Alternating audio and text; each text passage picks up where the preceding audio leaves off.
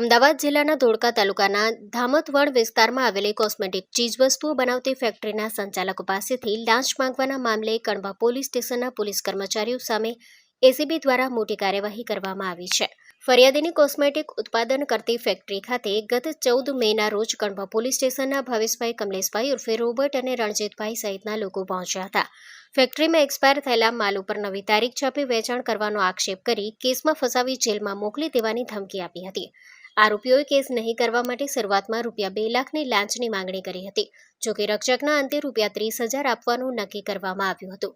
બીજા દિવસે રણજીતભાઈ રૂપિયા લેવા ફેક્ટરીએ પહોંચ્યા, પરંતુ ફરિયાદી લાંચ આપવા માંગતા ન હોવાથી તેમણે એસીબીનો સંપર્ક કર્યો હતો.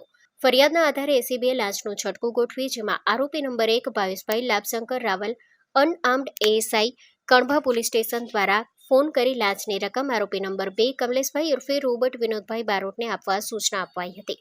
બાદમાં કમલેશભાઈએ ₹30,000ની લાંચ સ્વીકારતા એસીબીએ રંગે હાથ ઝડપી પાડ્યા હતા. Story report by Vikramsinh Zala, Ahmedabad.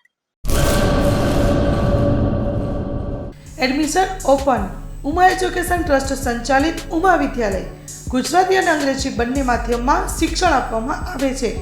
શિશુ મંદિર 1 અને 2 સાથે એલકેજી અને યુકેજી તથા ધોરણ 1 થી 12નો અભ્યાસ અમારે ત્યાં કરાવવામાં આવે છે.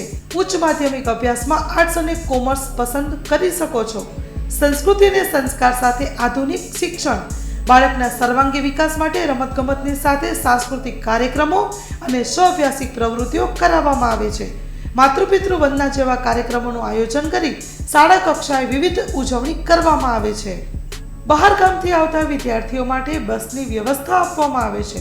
સાથે સમૂહ પ્રાર્થના, વ્યાયામો, કસરતો, વાલી મીટિંગ, માતૃપિતૃ વંદના, વિશિષ્ટ કાર્યક્રમોની ઉજવણી અમારે ત્યાં કરવામાં આવે છે. તો રાહ શેની જુઓ છો?